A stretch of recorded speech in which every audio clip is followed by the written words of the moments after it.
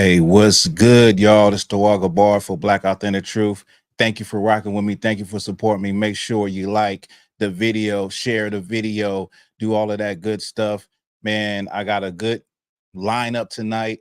I'm gonna go in. I got a lot of good topics to go over. I hope that what I have to say actually makes sense to somebody and reaches somebody and even teaches somebody. You know what I'm saying? So, as always, we keep it black and authentic on here. Today is Sunday. Another hot day in Southern California, right? Another hot day. Uh, my Sunday has been chill. Well, I did have to go on an emergency mission to go fix a tire. I don't know. I think it's about 90 something degrees today. Uh, but I handled that with the quickness. I got the tools, did that.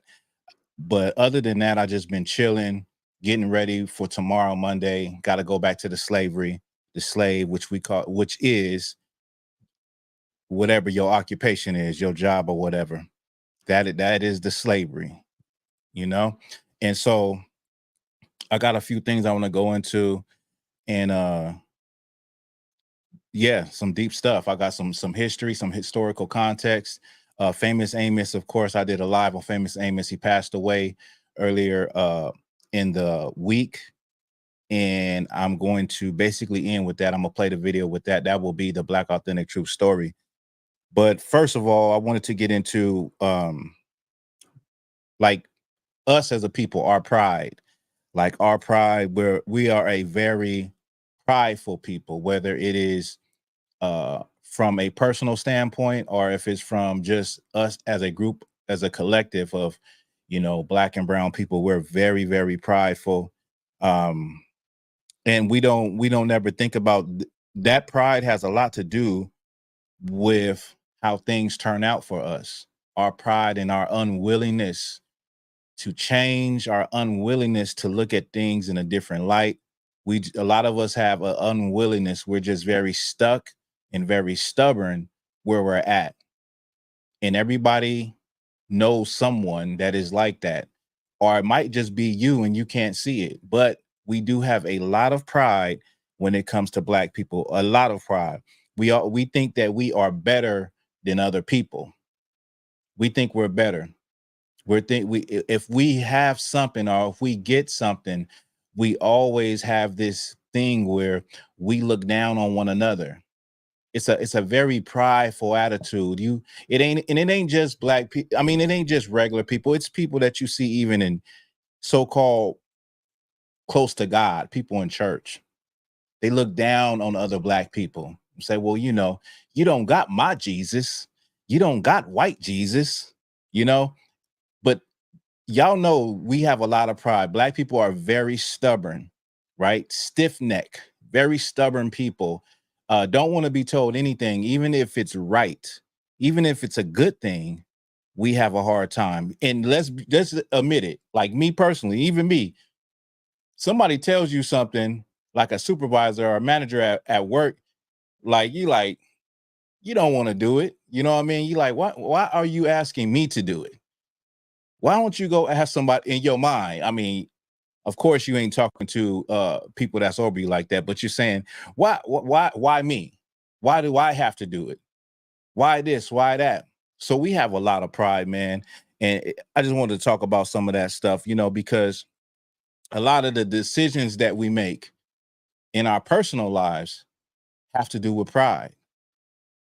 It has to do, you probably don't think it because you feel how you feel, and you feel that you're right. Your pride won't allow you to see that you're wrong. A lot of times it's hard for a lot of Black people to even admit that they are wrong or that they were wrong. It's very hard for Black people to even do that. I got some people up in here. I know y'all understand what I'm saying. Am I just talking to myself? Is it, I mean, do I have a point? Like a lot of us act like our SITs don't stink. Like it doesn't smells like roses. Like we do not want to look at or even admit sometimes that we are wrong, that we made a wrong choice, or we acted out wrongly.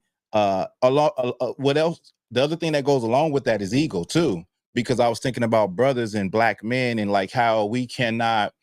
Sometimes you just got to let your pride go, but because you cannot let your pride go, or you can't say I was wrong, that was my bad, a lot of things escalate into a situation that they shouldn't even escalate into, right? What I'm sounding like out there for brothers and sisters, let me know what I'm sounding like.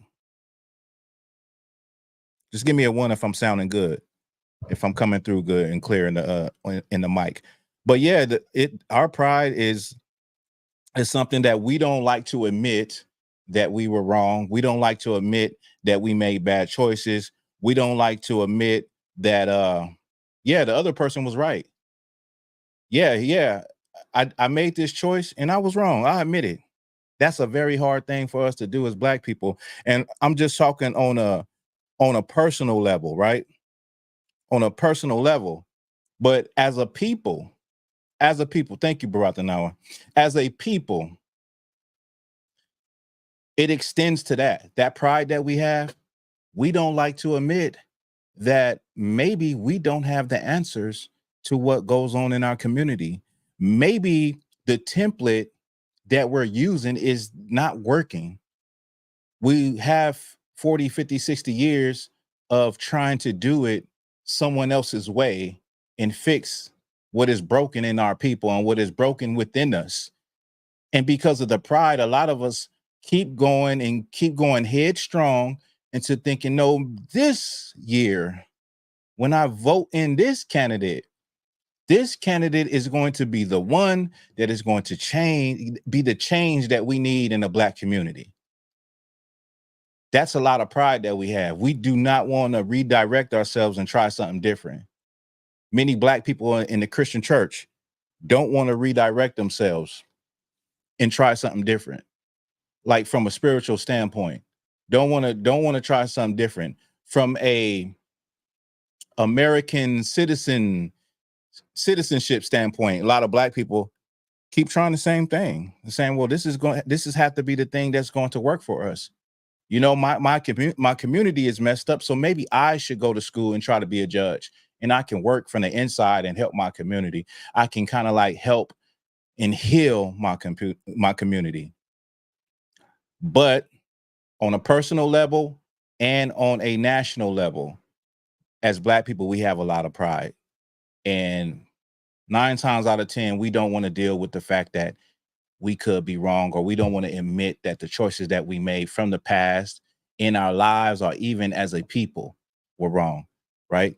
So that's what I wanted to get off my chest. I wanted to get that off, the fact that I was thinking about, I said, we got a lot of pride, man.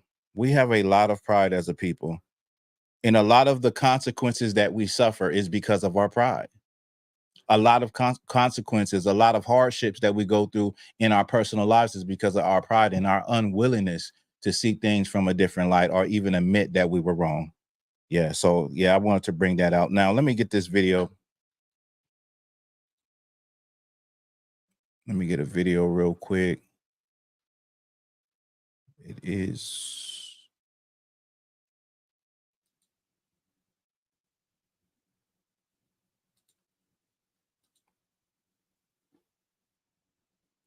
Yeah, man, but I thank everybody for rocking with me as y'all always do.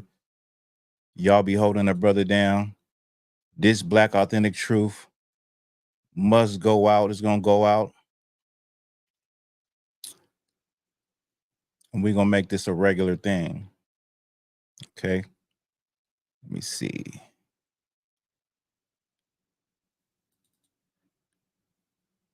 Is now suing Emory Healthcare, accusing doctors of losing a piece of a man's skull in between surgeries. This all started back in 2022. These are photos of Fernando Cluster in his hospital bed following surgery to treat an intracerebral hemorrhage. Now, it's when Fernando and his wife claimed the hospital lost part of his skull and then charged them more than $19,000 to artificially recreate it. 11 Alive's Angelina Salcido is following this story for us tonight. She joins us live now from Emory Healthcare in Midtown. So, Angelina, the couple's lawyers telling you Fernando's skull was not the only body part misplaced? Well, Joe, and you hear that, and it's even hard to fathom that a mix-up like this would happen. The lawyer says that a note in her client's medical file let them know that he was not alone. Now, this all started back in September of 2022 when Fernando Cluster fainted and was left with a very serious brain bleed. A few weeks later, he would be ready to go into surgery, but doctors would tell him that that piece of skull that they removed so his brain could heal was gone. They're scared. They're terrified. Fear it could happen again. Attorney Chloe Dallaire representing Fernando Cluster and his wife trying to get the truth. This is crazy. A brother goes in for a procedure because he has a medical emergency and they lose a part of his skull, y'all. Lost a part of his skull. Don't know where the part of his skull is at. And giving the family the runaround.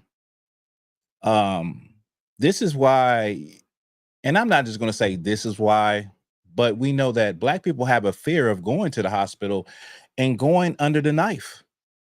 And this adds to that fear of, you know, the negligence when it comes to Black people, the lack of care when it comes to us. Keep going.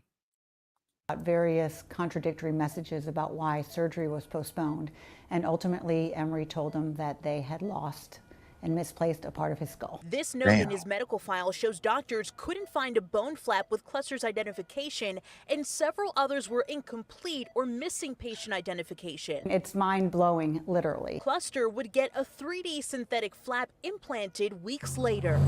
But that wouldn't be the last time that this couple found themselves at Emory Healthcare trying to fix Mr. Cluster's skull, and they would spend hundreds of thousands of dollars. So let's walk through it. In November of 2022, that first visit, they would spend at least $40,000, only to find themselves back at the hospital December of 2023 because of an infection and need to remove that flap. There, they'd spend more than $110,500. March of 2024, they would come back to get a brand new flap put in for $77,700. In total, this couple would spend at least $228,200. Due to a simple act of negligence, something that was entirely preventable, he has to live the rest of his life in fear of getting an infection in his brain and in his skull. Damn, now, man. Mr. Cluster is currently doing okay. We are looking forward to talking to him next week. I am told that that should be an interesting conversation, that they're excited to give their viewpoint as well. We did reach out to Emory. Y'all hear that? That's crazy. Crazy. Now, like I said before, this is one of the reasons why this adds to that fear that Black people have. Now, I will say, if you're like, it's a fear that Black people should get over, though. Like, if you have to go to the hospital and you need to get checked up or you need a procedure, go ahead and do that. Your health, it means more than anything. But it's understandable for the fears that we have, especially when you look at how we've been treated in the medical field historically and the things that have happened to us. Now, they done lost a flap to this brother's head to his skull, and now he has to live like that. Then they're charging him to fix something that they lost. That's insane. That's criminal. I'm sure they have a great lawsuit coming, probably in the billions of dollars.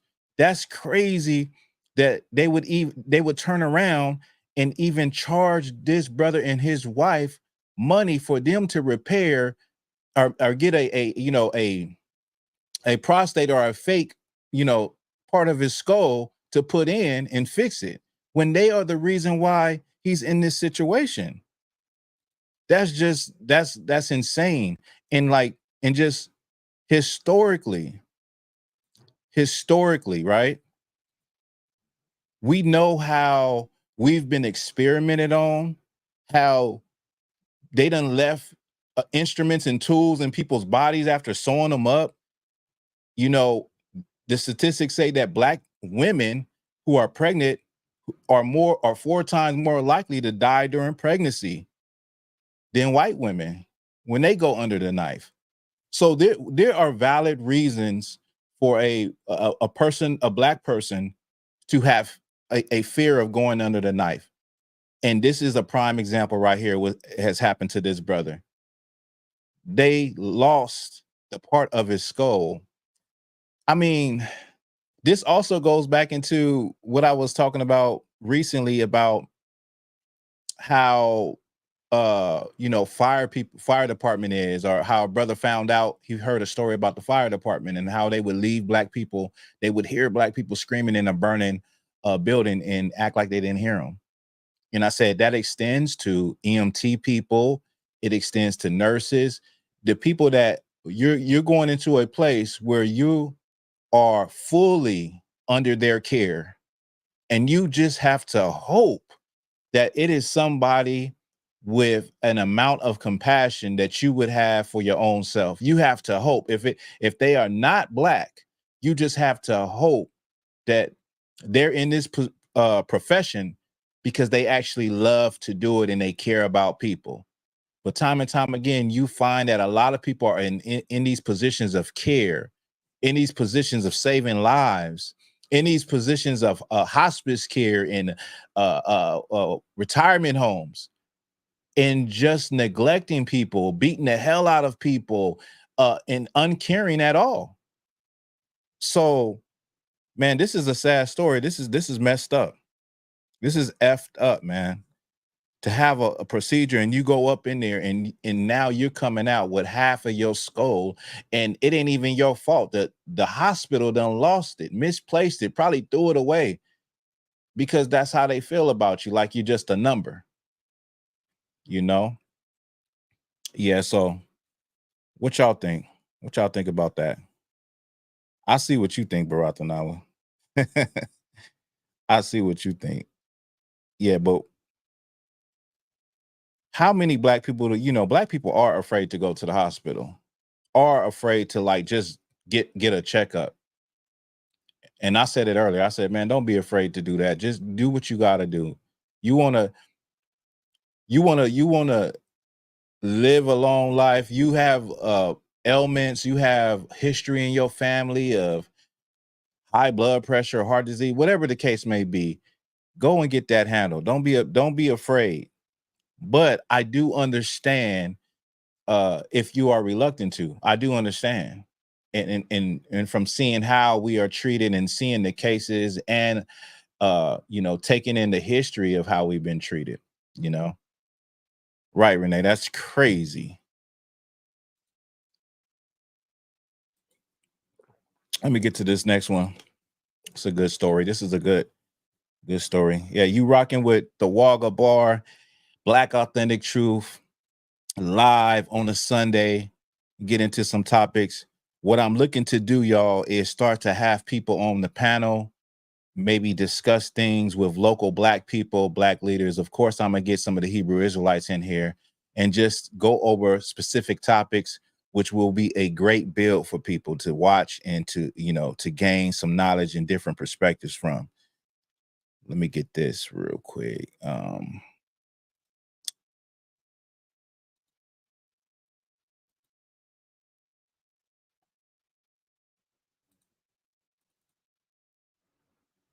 Just north of the Democratic National Convention, residents in Evanston, Illinois are gearing up for a legal fight over the nation's first reparations program. It's a program that residents like 87-year-old Dolores Holmes say is righting historic wrongs. We bought this house in 1961.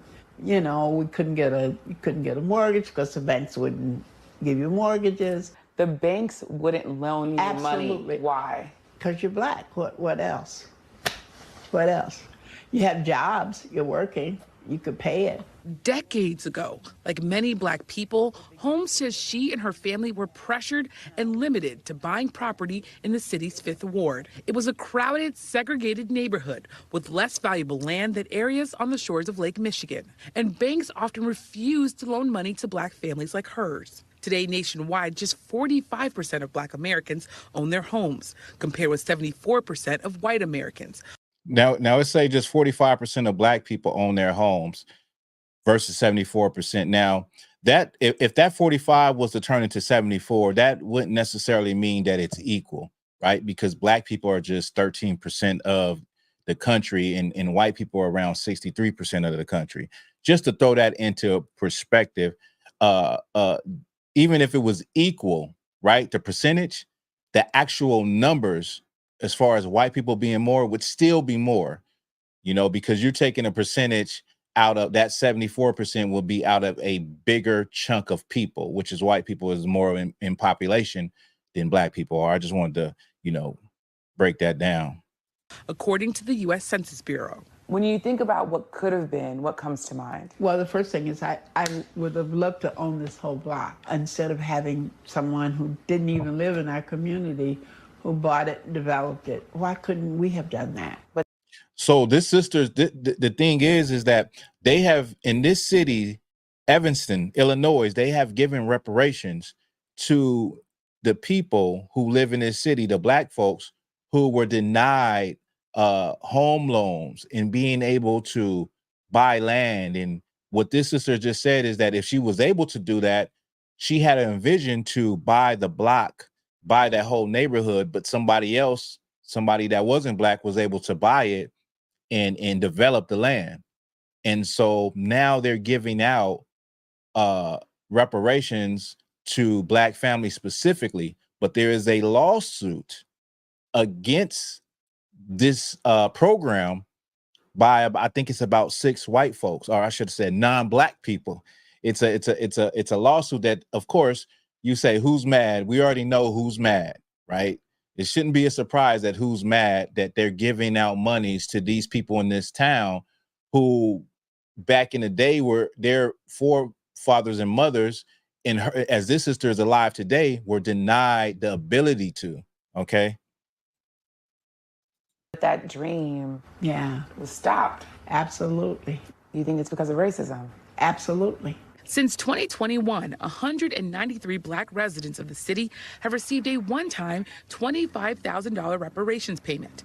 Evanston is now preparing to defend that program in court. The conservative group Judicial Watch is suing the city on behalf of 6 non-Black residents. They argue the program is unconstitutional because it excludes people based on race. They're using race discrimination to stop the generalized effects of race discrimination in the past. And that's not the way to do it. It generates division, resentment, and it's unlawful. And what's the best way to do it then? The best way to do it is to stop race discrimination, treat people according to their merit, enforce a colorblind constitution. Judicial Watch told us the families they're representing are not doing interviews. Hopefully this loss. Of course, they don't want to be on camera. The 6 people that are coming up with this lawsuit, they're saying it's unconstitutional. They don't want to be on camera, but they're saying it's unconstitutional based on race, right? So they're trying to use the same thing in order to fight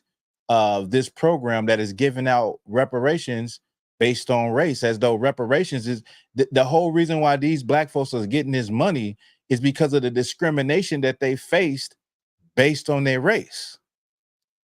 Let me see. Somebody said something. You right. That ain't it's not. It ain't nothing. But see, this reparations is dealing with the land and being able to cultivate, buy new land. This is not the reparations about slavery. I want to make that clear, okay? Because you know that the whole nation of non-Black people are going to come out and fight against that. Black people getting anything as far as monetary gain. And the issues that we're raising here will give pause to others who are pursuing reparations programs and trying to develop them elsewhere. We must be as targeted in the redress as we were in the oppression and in the discrimination. Former Evanston Alderman Robin Ruth Simmons chairs Evanston's Reparations Committee. We also feel very confident of the constitutionality of our initiative. What's your reaction to the lawsuit now trying to stop the reparations program in this city? My reaction is this is a bunch of crap. They were not put into one particular part of a community, so they don't even have the experience, so they have no idea what this means. Harm has been acknowledged, but then as quick as it's been acknowledged, you have another group saying, no, You don't deserve that they don't either. deserve it either. As the case plays out in court, Dolores' daughter Kimberly and grandson Nico plan to use their reparations payments to make Dolores' dream a reality. We're talking about adding an additional dwelling unit on the property, which could generate more income and more generational wealth. And you're able to use the land and build on it in a way that your mother couldn't. It makes it emotional because we're doing the things that she wanted to do. My mother always wanted to buy property and buy the block, and we're doing it. So Other places. But they say, you heard the sister, when they asked the older sister about how does she feel about the lawsuit, she said, well, they didn't experience it. They wasn't put in one part of the city to where, they was cut off.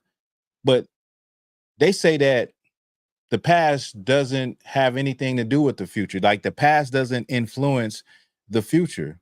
This is a prime example of what happened in the past affects what has happened to today. And to the people, they'll say, well, like that was a long time ago, but it still affects Black people's economic standing to this day. Like that's clear. It's easy to see if somebody wants to see it. If they don't want to see it, they just don't want to see it. I brought out the story about Navy Federal Credit Union. That story just came out, but imagine all the stories where reporters have not investigated and have not actually found discrimination. It's the same idea of, police brutality is before the cameras. Before the cameras, imagine all the stuff that was happening. But then when people started having cameras, they were more accessible. Everybody had a phone. Then you see the amount of police brutality that was going on. So it's the same thing. And then you have, when it comes to reparations, like I said, this is for that community. This is a program in that community where it's cut, it's $25,000. This is not dealing with reparations that we know of for the crimes and atrocities of the past as far as slavery. It doesn't even have anything to do with that. But I'm sure people would come out and say they would definitely fight against that. They would definitely, bring a lawsuit and say that is unconstitutional based on race, like these people are saying. Another thing I wanted to bring out about this is, like, when it comes to those reparations, the reparations are great. That would be great. Hell, if they was to cut a check, of course I would want to check it. I think everybody deserves it, especially if your forefathers came to the transatlantic slave trade. The problem with the reparations is that is not going to fix the issues that we have as a people. Like, we have some real damage and some real trauma that we need therapy and healing from, that money can't just do it. So if you was to just cut a check for $2,500,000 or, a half a meal ticket and give it to every Black person, the problems that the black people have will just be amplified.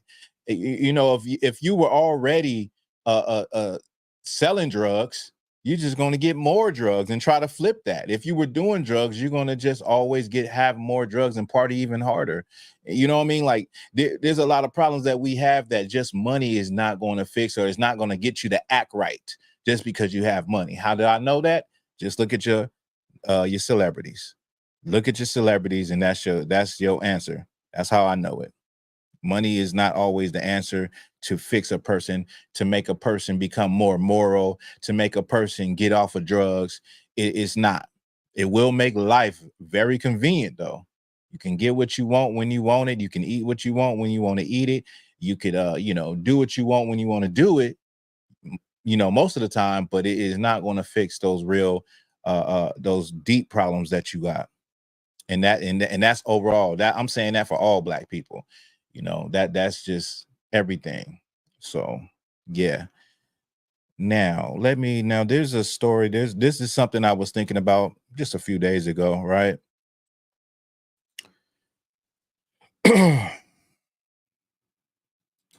Right. Yeah. Yeah, I like that. No one was saying it was unconstitutional during time when they were only having us as slaves. That's right.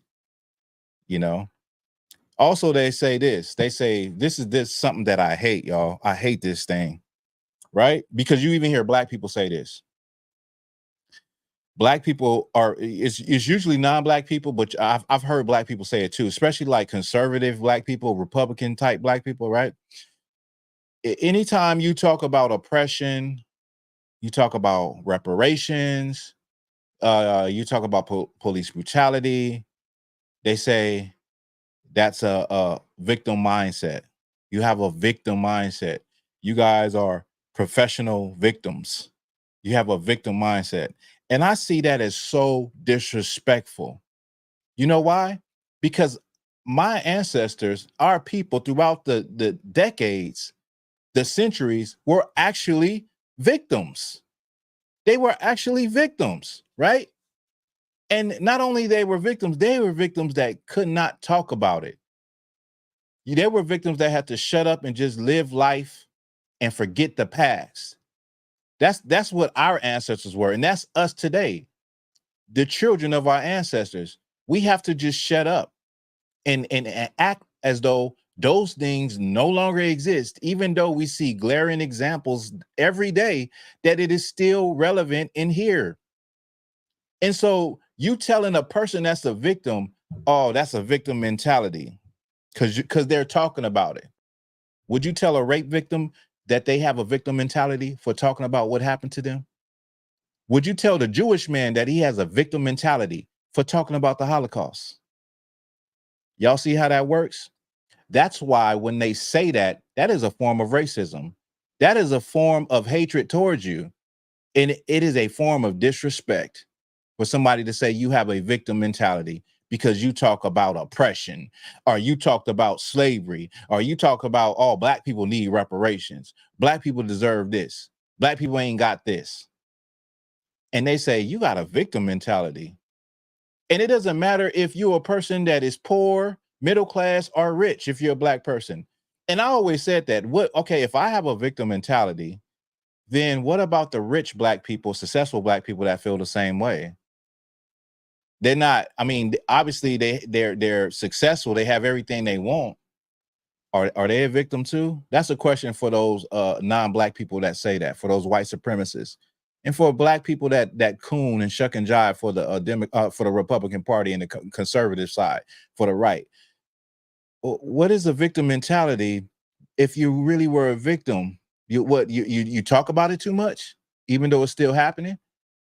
You would never tell a person that has been sexually abused that they have a victim mentality for talking about something that happened to them 10 years ago. And that's why it's so disrespectful to me, y'all. I had to say that. Make sure you like this video. I see I got some people up here. Make sure you like this video. What's good, Black Rain 303 up in the house? Make sure you like this video, share this video, man. There's somebody that needs to see this. Even if you're a hate watcher, I don't even care if you're somebody that don't agree with me. If you ain't rocking with me like that, cool. Because I got this one dude, I can't remember his name right now. But he be coming at me in the comments. I can't remember his name, but he has a picture. He looks like he's a light-skinned brother. If he's watching, he know who he is. But I said, man, get on the live with me. Get on live with me, bro. You know what I'm saying? Let's rock it out like that. You know, we have a difference of opinion, but it's like he only says certain things. And he was real triggered when I talked about you know, the differences of black people as far as being mixed, so-called mixed. There's no such thing as mixed. You are what your father is, you know, and the difficulties that people who have a black father, white mother have growing up, and, you know, not being accepted by your white side, but also being awkward on the black side, you know, and he was just so triggered by that. But yeah, he's one of them though. But I appreciate him though. I appreciate the hate watchers. You know what I'm saying? The brothers that just be hating from the side. Listen, man, if you want to get on live, we could talk about whatever you want to talk about. You know, I ain't got nothing against you, but you know, that's what I'm saying. Like, let's rock it out. Let's just rock it out. You know what I'm saying? This is Black Authentic Truth. I'm gonna always keep it 1000 black and authentic, you know what I mean, to the end. So yeah, that's one of those things where they say you got a victim mentality for saying certain stuff, and it's like, bro, you don't say that to anybody else except black people when they talk about the past. Anybody else can talk about the past or what has been done to them, and they're not called no victim, or they're not. No one says you have a victim mentality only to black people, and that's why I see it as total disrespect. It's a cover up for racial disrespect, you know. Let's get to it. All right. So this is something I was thinking about. I'm sure y'all gonna appreciate it. You know, the 304s are not gonna appreciate it, but you know, and I don't want to sound disrespectful, but people that are okay with that, because it's just not women that are like that. It's also brothers too. And I'll get to that. You know, brothers, men are supposed to be the leaders and set the standard. And so when you look at what's going on with our women today, a lot of that has to do with us black men being okay with it and enjoying it and participating in it. Okay, so many of y'all already know who Sarah Bartman is. I'm gonna get Sarah Bartman real quick. And I don't actually have the story, but I'll just tell you the story off the top of my head, okay? So Sarah Bartman, she was a African woman that Europeans went, they got her over there. I believe she was a part of the tribe, like the Khoisan tribe, that one of the oldest tribes, the tribe that kind of look Asian out there in Africa. But anyway, she had a figure, a very voluptuous figure. And the Europeans in Europe took her back to Europe and they put her on display.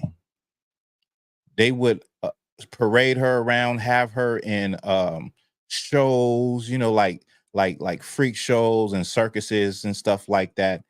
And they would prod her and they would, look at her and, she had that type of I wouldn't say fame because it was quite cruel, but she had that notoriety from these Europeans and they had her out there like that. And when she died, they mummified her and kept her remains. And I believe it was some years later where not too long ago, probably in the early 2000s, I think. Can double check that. Somebody can check that for me. But I think her country got her remains back. And I got this video, I got this picture. It's graphic, but this is her. They had her somewhere down in some down closet. They had mummified her. And I think her country was able to get her remains back.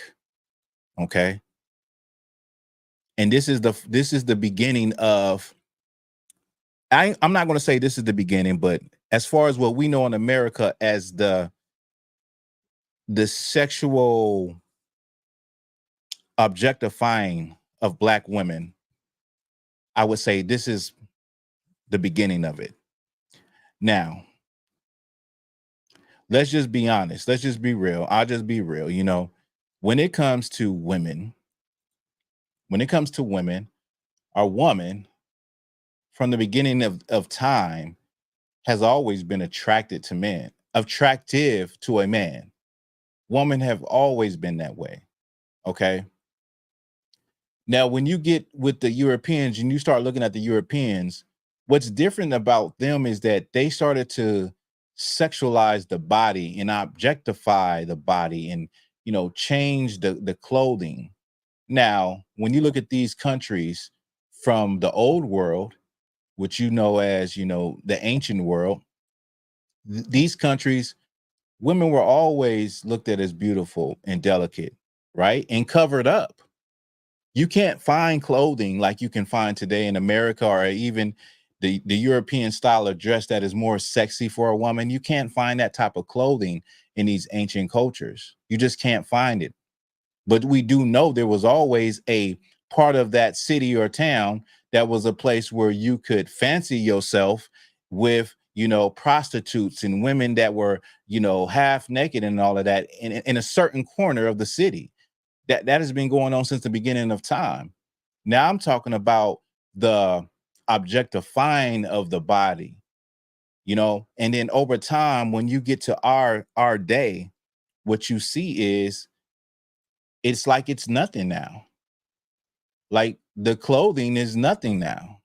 In the 1940s, right? In the 1940s, it was a guy that came out with the bikini. And you go further back, you go about to the early 1900s, women would wear like a skirt thing where they were covered up just to get in the water at the beach. When 1940s, they came out with the bikini where a woman was even more cladly naked, where you just got a piece of fling, a piece of a string on the top and the bottom.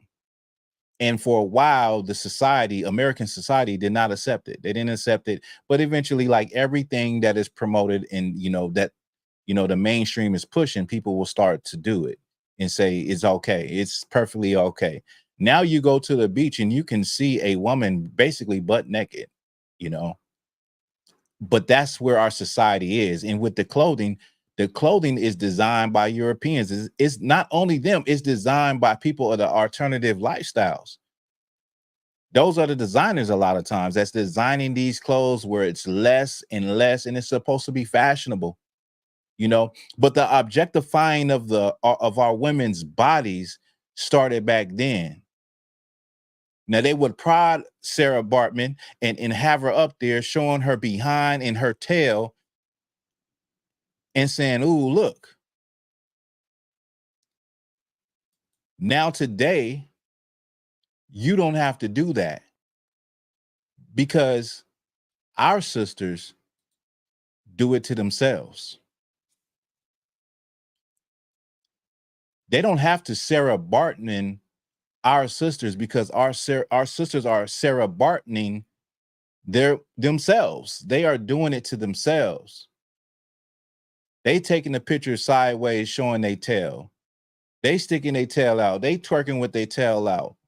But that's where it started. This is where it started at. Our women's bodies being objectified. This is where it started at. It didn't start with us.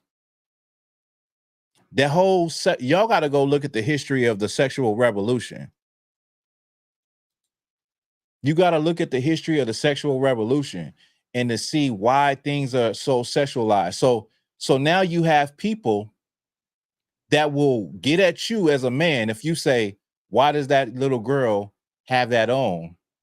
That's not appropriate. Oh, why are you sexualizing her? You're the one that's the creep. You're sexualizing her. No, I know what's decent and what's right.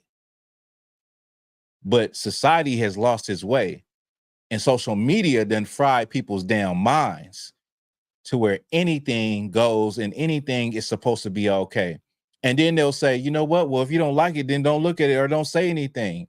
Why are you concerned with people that if they're not, your family or friends or whatnot? Why aren't you concerned with your people? Why is it that you don't care if your people are destroying themselves? That's my question to y'all. Because this is the thing. If you don't care, it will come back and nip you in the butt at one time or another. It's going to affect you or someone you don't love, someone you love. It's like if you don't care about people, the neighborhood drug dealer selling drugs to all the younger kids, eventually it's going to touch you. Eventually, one of those kids are going to be strung out a year later, and he's going to come knock you upside your head and take your purse. So it's not, I know we feel like we're individuals, but we're not. We're not. We're not individuals. Everything affects us. You can say it's not you. It's not in your household, but eventually it will affect your household.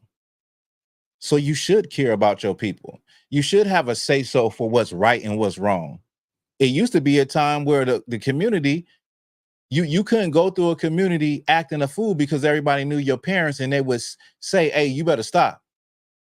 Your mom and your father ain't nowhere around, but Mr. So-and-so is around and they see you and get you in line real quick. You're supposed to care. You know what I'm saying? Supposed to care. I don't know, man. Do I have a point? To my Black Authentic audience, this authentic audience that's rocking with me right now, do I have a point? Now, getting to the how our sisters do over sexualize themselves, but also you got to understand all this too. A lot of our sisters wouldn't do these things if brothers, black men, didn't love these things and like them and partake and participate in it. If you want to see a change, just what I just said, if you want to see a change as a black man, you're tired of seeing that because I'm tired of it. You got to stop loving the 304s. You got to stop paying money going into strip clubs. You got to stop buying prostitutes. You got to stop. You got to stop praising Sexy Red and Megan Thee Stallions and the Cardi B's of the world. You got to stop doing that. You got to stop looking at those half-naked women on Instagram. Stop liking those pictures. I mean, I know you can't help looking at it because it's going to pop up on your feed. That's not what I'm saying. I'm just saying, stop liking it. Stop messaging. A lot of y'all be in those messages. Hey, queen. Oh, so beautiful. Oh, I want to marry you. She's half naked, bro. What do you think her mind is? You think that's marriage material? She's half naked. What are you in there? Why are you in the comments like that? And it'd be so many of y'all. And I be feeling sad for you. I'm like, man, brothers is really lost too. But they don't understand they have the power and the influence and the leader supposed to have that leadership quality where you could start turning that down. You can start saying, nah, that's not what a woman is. I want a woman where I can get to know her, what's inside of her head before I ever even know what every crack and crevice look like on her body. But a lot of y'all don't, y'all grew up in this social media age, man, where it got people's brains fried and we're living without no morals. But getting back to this point, I want to bring out Sarah Bartman so you can see how that objectifying element started with our people. And Sarah Bartman was a Hamite. She wasn't actually a Negro. She wasn't one of us. But you've seen how the Europeans objectified that body and sexualized it. And you see that still today. You've seen it throughout their culture. And now we're just living programmed within their mainframe. We're an application running on their program. And we have to unprogram ourselves and see the light and see that this is not it. This is not life as far as how our sisters should be and how they objectify themselves. And also as Black men, we objectify them too. But if we can make a change, we can start seeing how all the energy that is given to that will make our sisters aspire to be something that is classy, that is beautiful, that is modest, that is all of those other qualities that don't objectify her body. A sister is more than her body. A Black woman needs to know that you're more than your body. I know it's very hard for sisters to even take a damn picture on social media without turning to the side and showing their tail, without wearing something half naked, without, I know that, but I just want to say that Black women, sisters, you are more than your body, right?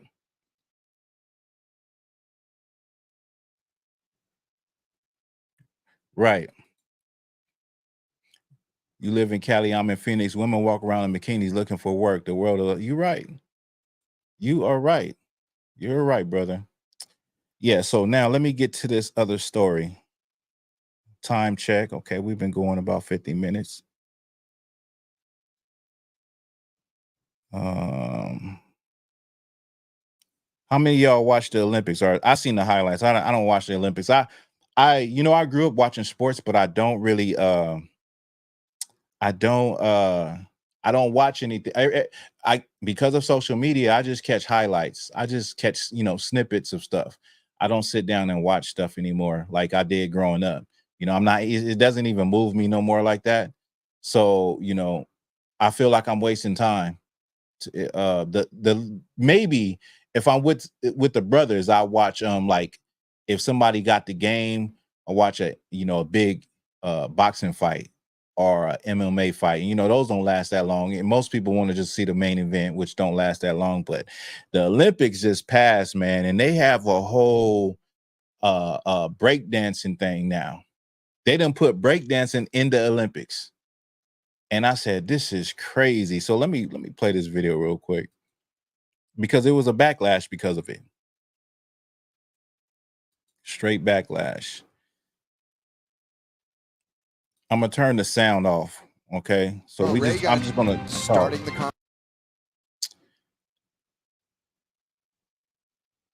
So this is it right here.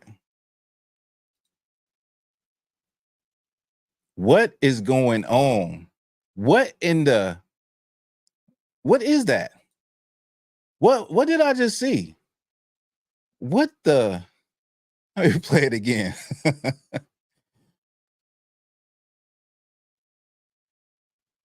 That is crazy. That's breakdancing? What in the potato salad with raisins is going on? Yeah, so they had a breakdancing competition and you had non-Black people performing in the Olympics. And I just want to say, like, they took something that started in the hood in the Bronx, right? They took something that started in the hood, and I'm like, I seen it, and I was like, well, where was the black people at? Where are the black and brown people at? Like, where are the people with flavor and rhythm and all of that, agility, creative moves? And I'm like, dang, they really will. They don't want black and brown struggle, but they will take anything that you create in the hood. And I said, they done put it in the Olympics. And I said, at the same time, I said, this need to be the first and the last time they ever have that again. It is embarrassing. It is embarrassing to them. It is a bad look. And I just thought, like, what is going on here? And people are really sitting there in a crowd looking, and there are judges. Like, what is that? Vanilla Ice Miller. I'm like, what is that? Knock it off. Knock it off, man. Knock it off. Now, this is something a child could have did, okay? Let me remove this ring. Now, they'll take the culture, right? And this, you see this all the time. Our culture is always taken and commercialized, but they won't put us there. So now they got this, Charlie Brown rendition of breakdancing, some lighthearted trash for the Olympics. And I'm like, that was no talent at all. That was no agility. I said, they must have just had a list and said, hey, who can break dance? And people just put their name on the list. And you get a free ride to Paris to be in the Olympics. But I said, it's so disrespectful to the people who actually created it and the people that still today do it, that do it the right way. I said, man, they just take our culture and the good things that they like from our stuff, they repackage it, and they put it out to the world and sell it and make millions of dollars and make money off of it. And this is a situation where they should have had literally people from the hood, people that do this. I'm sure some people on like Instagram or somebody somewhere that actually do this thing, that actually break dance and can really, real traditional break dance. And that right there was I don't know what I just saw. I do not know what I just saw, but that's why black people got to stop being like, oh yeah, you're invited to the barbecue. No, you're not. You're not invited to no damn barbecue. I don't know why y'all so quick to do that and be like that. Like that is insane. But you see this with you saw it with hip hop. With hip hop at one point in time and breakdancing was looked at as a negative thing. They look down on hip hop. They look down on rap music. And then now 20 years later, rap music, or should I say 30, 40 years later, rap music is used in everything to sell you something. Like you can't even go on TV and watch a commercial without it having something that's playing some type of hip hop music, some rap music. They sell McDonald's play hip hop or R&B all the time on their commercials. So the same thing that was frowned upon and looked down on, they took it, repackaged it for consumers, and made millions of dollars off of it. But they're not giving you the deals. They're not putting you in there, but they'll take that. They'll take the culture. They don't want the struggle, but they will take the culture and try to reinvent it. You seeing this in real time. Like they literally took that and put it in the Olympics. And that was a travesty. That was a damn shame what I just saw. Whoever put that together should be ashamed of themselves on the world stage like that. But you're talking about a lot of people that don't got flavor anyway. So anything that look halfway decent look good to them and look excellent to them. And black people, we frowning up and looking at it like, what was y'all thinking? You know what I'm saying? So she said, let me see. She said, even Jadakiss and Common Vin Diesel used to break dance. Yeah. Listen, I used to break dance when I was a kid. I probably didn't know what I was doing, but I remember spinning on my head, and I remember doing that spin, and you end up at the end and you like this. I remember that.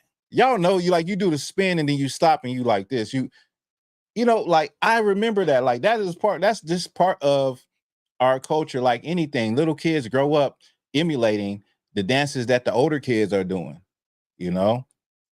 But yeah, that was atrocious. That was atrocious.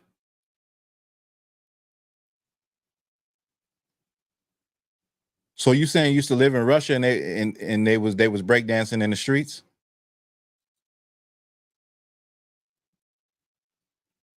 Let me see. Yeah, right, right. All the kids from the 80s used to do that stuff. That was like commonplace. Like hell, even right now, I probably could have got up there. Okay, Ukraine, yeah, okay. Yeah, even right now, I could have got up there and I could have outdid her. For real. Cause I don't know what this was. She was hopping. She had her arms up like a bunny rabbit and hopped.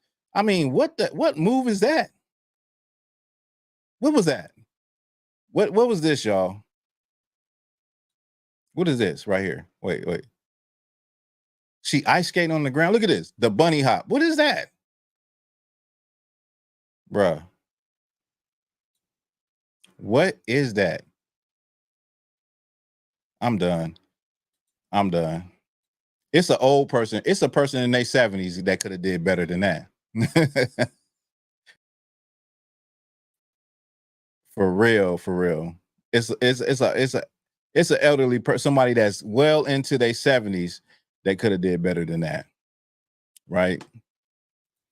Yeah, so let me get this video real quick. What is it? This is Charles Barkley. Okay. He's making a good point. You know, Charles Barkley, he can say some real coonish stuff, and then sometimes he can say something decent. Sometimes, you know what I mean? But knowing that Charles Barkley is married a non-black woman, you know, you always have to look at those type of Negroes, you know, differently. You hold them at you put them in a different category, right? So let me get this percentage.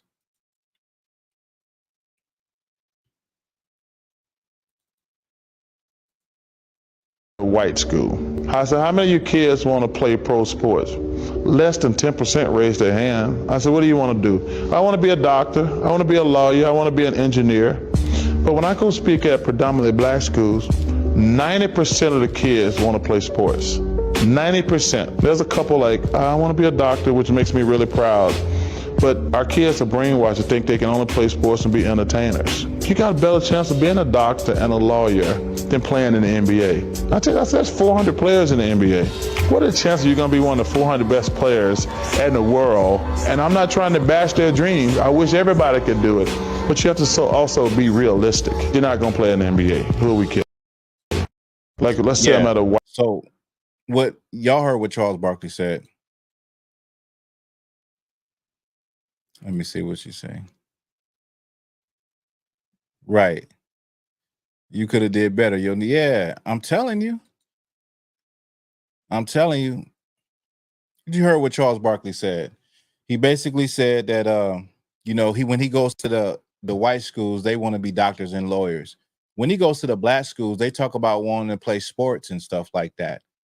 And he's like, you got a better chance being a doctor or a lawyer than trying to be in the NBA, because the NBA, you only 400 people is going to the NBA only every year. So your chances is like 1 in a million anyway, which I do agree with. I do agree with the fact, because I grew up wanting to be in the NBA. So that's normal for young kids. Either you want to be in the NBA or you want to be in the NFL. But I also grew up wanting to be a pilot. I want to be a pilot, y'all. Definitely want to be a pilot. I used to I would go and learn about airplanes. I would go to air shows. I remember I was younger. I think I was probably about 11 or 12. I went into a bookstore and I stole um, a dictionary on airplanes about this thick. And I'm telling you, I read that dictionary like it was a Bible. So to this day, I see airplanes and I can tell people, I'm like, this is this type of airplane. This is that. I can see the airplane in the sky and tell people this is what this is. This is what that is. You know what I mean? But I had other, you know, dreams of being something other than playing sports. But eventually, as you start to get older and all your friends are into the flag football, the basketball, and you start progressing, and it's like a thing where you just start wanting to do it.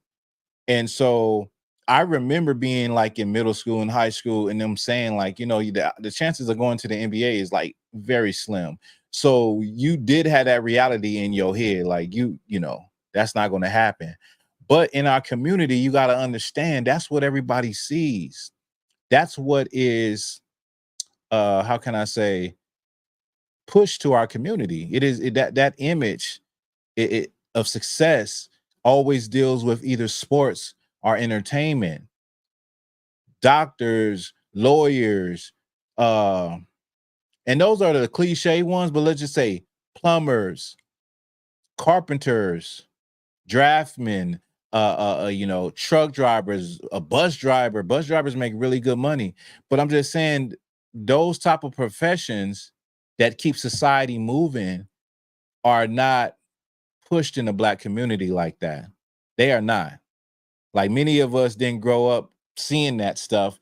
And in this world, this society doesn't idolize that.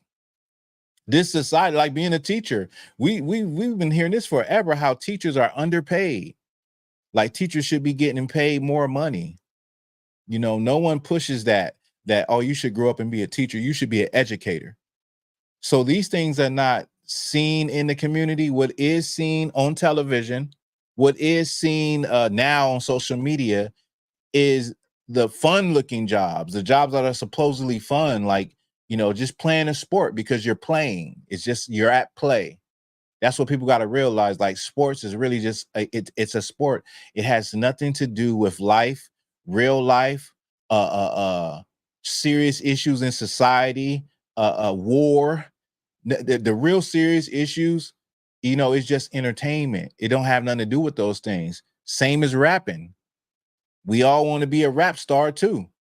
You see the rap stars, they got all the fat chains, they got all the nice clothes, the cars, all of the women, and just this easy life where you just go into a booth and you just spit rhymes. All you got to do is spit some good rhymes and everybody like it, and you can have a life of affluence. These are the images that are pushed into our communities. So this is why our children grow up this way. This is why when you in the hood, you grow up this way. You're not in the hood thinking about, man, yeah, today I was at the doctor's office today and I seen this doctor, man, and his doctor coat was so dope, and his stethoscope. How can I say it? How you say it? You know the thing y'all hear with. Oh, it was so dope. I want to be like that doctor. Children don't do that. Now, I'll say maybe for a fire engine, kids will say, "Yeah, I want to be a firefighter." I'm just getting tongue tied. I want to be a firefighter when I grow up because they see the big red engine truck, you know, going down the road, and it just looks cool. Or a police officer that looks cool, and they have charge, and people have to obey them, and they arrest people. Yeah, but for the most part, all of the things that you see children looking at is the things that are on television that is part of entertainment, celebrities, actors, actresses, rap stars, and sports stars. Those are the people that are the most popular in our society. They're not the most important, but they're the most popular in our society. Let me see what you said. Said the brainwashing. Let me move this because I cannot. Okay, the brainwashing is real. They push the sports movies as well. No racist person wants to have tattoo. I have some do surgery on them. That's African American. Okay. Oh yeah, yeah. This is definitely right. Sing us one of them songs of Zion. Yeah, they want us to be the entertainment class. So you grew up with your mind thinking the only way I can make it out is to rap and to get this full ride scholarship, to play football, to play basketball, and then I can get out the hood. I can get my mama a house, and I can have a good life. Now, historically, in America, many of the sports started with slaves. They would have slaves fight one another to the death, and they would bet on the slaves who will win. One of those slaves' name was Tom Molyneux. He rose to fame and he fought his way out of slavery, and he went on to Europe to fight the champion out there. He didn't win, but that's how he got out of slavery, by being a good boxer. Uh, Racing, a lot of these things they did with slaves. So that a part of that is okay, in the sense that from a psychological generational thing, sports and athletics have always been a part of how we make it out of the lower class. So if you were somebody that could play sports, it could get you out of the field. It could get you into the house. It could get you the slave master, after you win your fights, give you some alcohol, give you some women, some other slave women. You get what I'm saying? That's the same idea. Even today, you get that contract and you rise above where you came from. You get out of the hood. You get you a non-black woman. You live in a non-black neighborhood. And that's where it goes. And people always ask, like, why is that? Why is it always that same dynamic?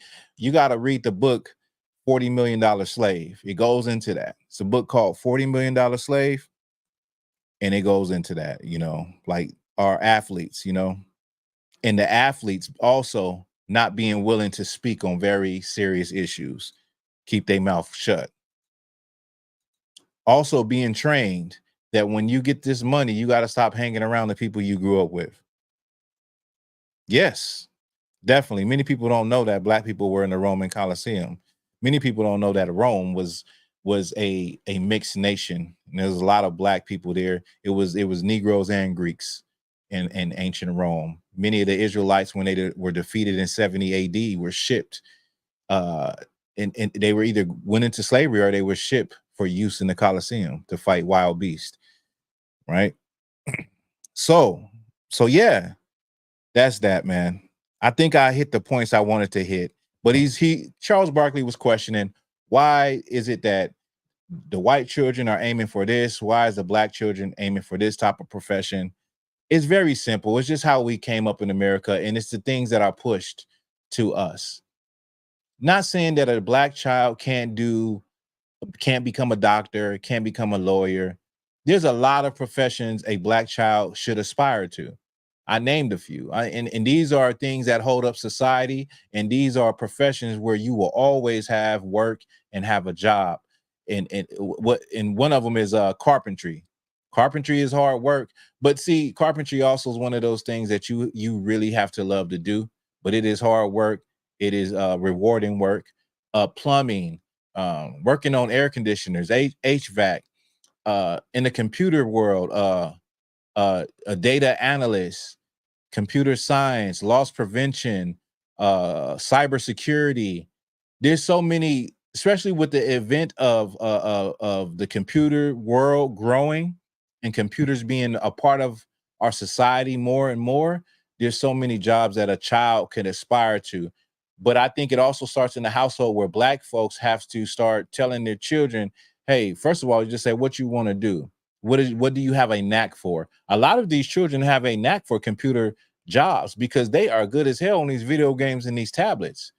So they are excellent for, the next generation of the world that's going to be relying heavily on computers, you know? So maybe that's a direction you could encourage your children to go into, you know, a job where you're on a computer and you're making lots of money and you're able to easily take care of yourself and you're not wearing yourself out like me doing physical labor. You know what I'm saying? You're not wearing yourself out, you know, doing a lot of hard work, you know? Yeah, so let me see. Yeah, even back then we was the best in them coliseums. Says America and is hedonism society where pleasure and faster supersedes being self-sufficient and hard. Yes, that is so right, bro. That's why our empire is gradually collapsing. It's collapsing. America is standing on 3 legs right now. America is a chair with 3 legs. Good with those hands. Right. You have to learn how to navigate through this world while having somewhat a little control of your own path. Yes. Yes. You got to understand this world, man. Got to understand this world. In the older generation, you know, have to guide these younger people and these younger children on what time it is in this world. What time it is. What time it is. Babylon the Great is fallen. Yes. And you know, it's already fell and people don't even see. Man, it's so many signs that I really be looking at people and I be like, dang, you really think that this place? Now we offer this. We offer this, y'all. I'm off of it. Let me take this down. I would say to myself sometimes, like, people like just be so stuck in themselves in what they got going on. And I understand as Black people, right? I understand we have so much going on in our lives, struggles, things on our mind, bills, you know, all kind of stuff you got going on. So it's hard to look outside the box and see what's going on in the world. What society is looking like right now. It's looking bad, y'all. It's looking real bad. And I always say, like, dang, people be living their life like they think that this stuff is just going to go on forever like this. And I always keep that in the back of my head. Like, I'm living my life to get ahead, to better myself, to become better all the time. But also I'm remembering that at any moment, all of this can fall down. All of this could be over. You got everybody with nuclear weapons. You got everybody threatening war. And this life, this fragile life and security that people in America think they got really is just an illusion. It's really just an illusion. So you can't get caught up into every story because every story, you know, the media has shown that they can take people's focus from one thing to another in a matter of a day. They can put one story up. Listen, Trump got shot. Tomorrow, Kamala's running for president. Then this, then that, and people just boom, boom, boom. People looking this way, people looking that way, people looking that way. And I was like, people, you gotta know what's going on, man. You know, it ain't a lot of time, y'all. Like what these brothers are saying is damn sure correct. Like we ain't got it ain't a lot of time. You never know when things can crack off. And I say this too, because you know, I'm against drugs. I'm against doing drugs. I used to do drugs, I used to sell drugs. You can't be pro drugs and pro Black. You can't be, you don't want to be that person that's smoking. I'm gonna use this as an example, my highlighter. You don't want to be that person on the corner smoking a blunt and a damn missile blow up right next to you. You don't know what's going on. You don't want to be that person. I didn't want to be that person. So yeah, I didn't want to be that person. I didn't want to be the person that's lost in the sauce and not know what's going on in the world. But I have compassion on my people that I know they are lost in the sauce. They are, you know what I'm saying? And I send up prayers for my people, you know what I'm saying, to wake up and snap out, get up out of the matrix, snap up out of the box, snap up out of the box. Let me so with that, I'm gonna end this. Wait. You see?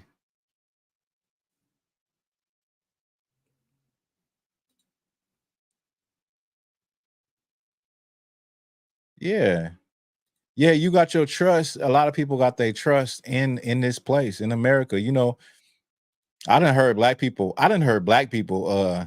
be like, yeah, we got the greatest army on earth. Nigga, this ain't your army. Like, bro, like they turn on you in a minute. Like, but like you said, we got our whole trust and security in this place. You know what I'm saying? That's why I tell every brother and sister, listen, you might be going through something. Listen, we all going through something. We all got some issues, some problems that we dealing with. Take it with a grain of salt, man. Life is too short and things gonna get better.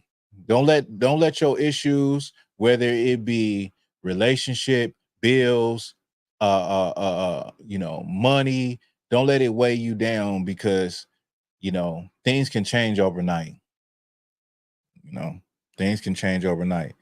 Y'all really rocking with me today, man. Life about learning. It's about learning. You're right. We all have our defects. It's about self-improvement. No one is perfect, right? The Most High says, yeah. Don't she ain't loyal. What Chris Brown say? This is not our rest, right? Hey, you said it for Most High said forsake her, Black Rain. I said, what Chris Brown say? He said she ain't loyal. America, that hoe ain't loyal. She is not loyal. You know what I mean? Don't get caught up loving. Don't get caught up loving her. Don't get caught up and lost in the sauce loving her. Wrapped up in them sheets with America. Don't do it. Because she is not loyal. That 304 is not loyal. All right. So let me see. So yeah, man. I played the video a little earlier. I'm gonna go out with this video with Famous Amos. Shout out to Famous Amos. He passed away a few days ago. Famous Amos, as you know, is the brother, a black man that created Famous Amos cookies, chocolate chip cookies, which many of us loved and also didn't know that it was a black man that created it.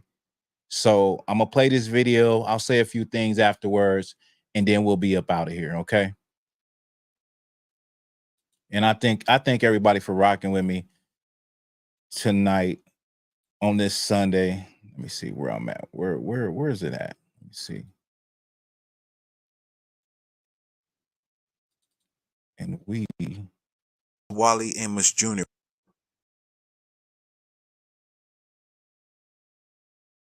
Wallace Wally Amos Jr. was born July 1st, 1936 in Tallahassee, Florida. When his parents divorced, he was sent to Manhattan, New York to live with his aunt at the age of 12. There he attended the Food Trades Vocational High School. His aunt Della Bryan would always bake chocolate chip and pecan cookies, and from that inspiration he would later make his own cookies. He later said of the experience, "We certainly had no monetary wealth, but Aunt Della's home was always rich in the principles and qualities vital to a child's upbringing, and it was filled with the aroma of her delicious chocolate chip cookies." He basically improved on his aunt's recipe, which was not the traditional way of making chocolate chip cookies, being that they had ingredients not normally found in chocolate chip cookies. Amos dropped out of school before graduation and joined the United States Air Force. He served in Honolulu, Hawaii at Hickam Air Force Base from 1954 to 1957. Before being honorably discharged, he earned his high school equivalency diploma. After his time in the military, he spent the following years working at Saks Fifth Avenue in the stockroom and in the mailroom at the William Morris Agency. In 1962, he became the first black talent agent in the history of the William Morris Agency. He discovered Simon and Garfunkel, worked with Diana Ross, Marvin Gaye, and Sam Cooke. When he felt he had reached his potential at the William Morris Agency, he formed his own theatrical management agency. He then moved his family to the West Coast, taking up the hobby of making cookies on the weekend. Baking cookies relaxed him and reminded him of his childhood with Aunt Della. Soon the entertainment business got old and he decided to get out of it. A friend suggested he should open a store and sell his cookies because they were that good. He came up with the idea of being an entertainment personality to sell his cookies, promoting himself through smiles and positivity. He was able to start his business with the help of a $25,000 loan from investors such as Marvin Gaye, Bill Cosby, and Helen Reddy. In March of 1975, he officially opened a store, the Famous Amos Chocolate Chip Cookie Store on Sunset Boulevard in Hollywood, California. The company quickly expanded, having good success, and soon after, Famous Amos cookies could be found on grocery store shelves across the nation. He became well known for his outgoing and positive personality. He dedicated his efforts to Literacy Volunteers of America, where he served as their national spokesperson from 1979 to 2002. As a literary advocate, Amos used his well-known name to support educational causes and serves on the boards of National Center for Family Literacy, Read to Me International, and Communities in Schools. The cookie has put me in a position to help other people, to help Literacy Volunteers of America, to help the various charitable groups that we get involved in. In 2005, Amos and his wife, Christine, founded the Chip and Cookie Read Aloud Foundation, a publicly supported 501c3 organization to promote reading aloud to children. He is the recipient of many honors and awards, including the President's Award for Entrepreneurial Excellence and the Horatio Alger Award and the National Literacy Honors Award. He has been inducted into the Babson College Academy of Distinguished Entrepreneurs. He has more than 10 books published and appeared on sitcoms such as The Jeffersons, Taxi, and The Office, and was the host of the educational series Learn to Read. Famous Amos Cookies enjoyed 10 years of success, but due to mismanagement of the company, Amos was forced to sell off parts of the company, and then eventually selling Famous Amos Cookies in 1988 to a corporation called the Sansby Group,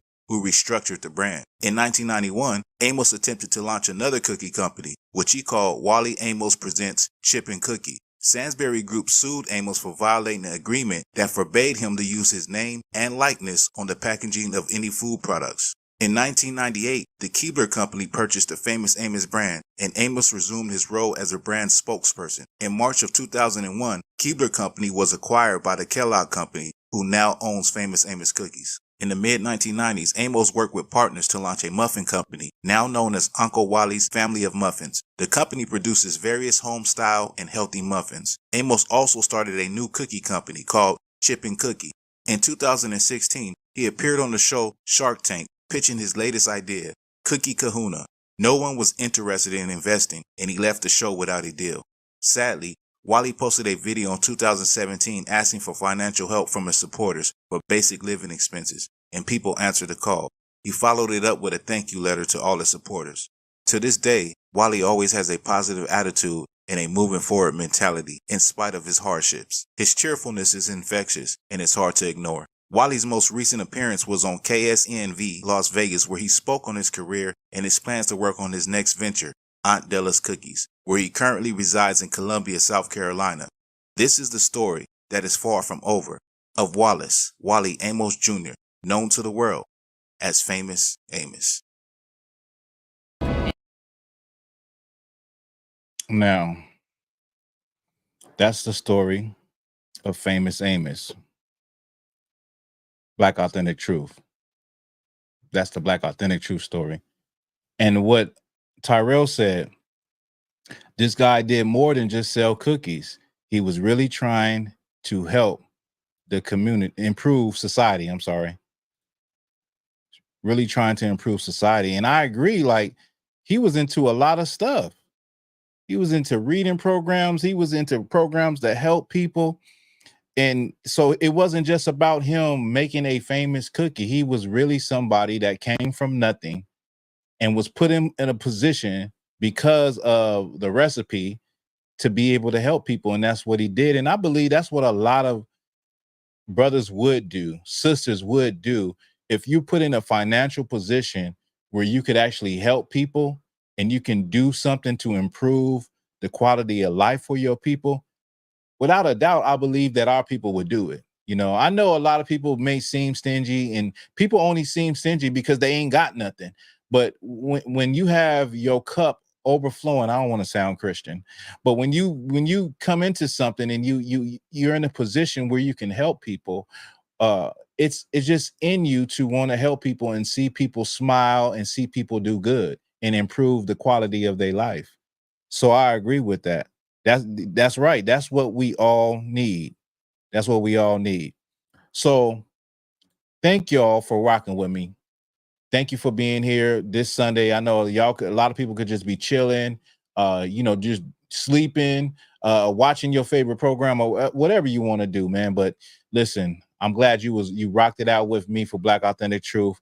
I'll be back maybe even Wednesday, sometime earlier, you know, because it's a long time. There's a lot of stories that could happen in between the time from Sunday to Sunday. So, you know, from time to time, I will pop in and just do a live video, because a live video is actually quicker than for me to sit down and do a video and then edit it and do all of that stuff, right?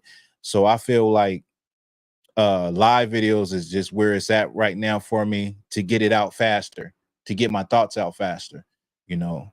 And so maybe y'all see me in between the week. He says, and while you improve other life, it makes you happy. You're right. It's all around. Yeah, it gives you a positive vibes. I mean, you feel good when you do something for someone and you know that it helped them out, or you lifted their spirit. You feel good.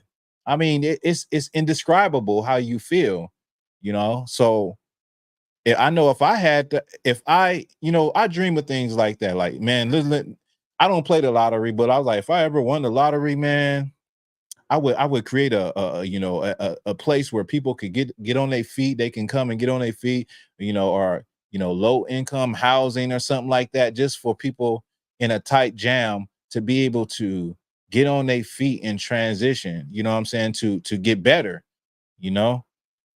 And that's just a natural thing that you want, if you even care about your people. It's just natural. It will just be natural, you know. How can I be sitting there with all of this stuff, with a warehouse full of cars, you know, a house in 3 different states, and you just living in such a affluence and not want to share it with anybody?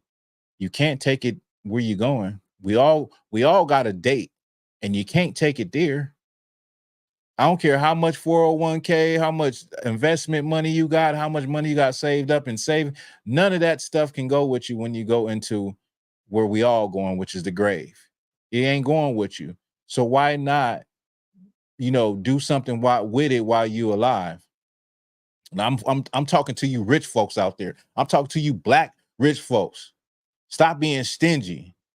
And you know, there's another thing about that.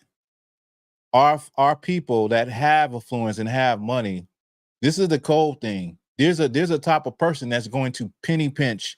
They're rich and they're going to have this money till the day they die. But you know what the cold thing is? They were smart with their money. They invested their money. They did everything right with their money to become wealthy and where they are. But when they die, that money and that fortune is going to go to somebody that didn't work for it. It's going to go to their children. It's going to go to the estate. It's going to go to those lawyers. And guess what? They ain't gonna be frugal with it. They're gonna party with it. They're gonna buy drugs with it. They're gonna make bad investments with it. They're gonna do what they want to do with it. So at the end of the day, what's the point? What is the point? It's vanity, right? So yeah, anyway, man, I'm gonna get up out of here, man. Thank y'all for rocking with me. And shout out to all of y'all. Let me give y'all a shout out real quick before I get up out of here. Let me go scroll up. I want to get everybody. Let me see. Kalmaz Boff, Barathanawa up in here. Renee Gaines was up in here. Black Rain 303, my main man, always up in here. Let me see. Scroll down. I started from the top. Novak Close was up in here. Thank you for rocking with me.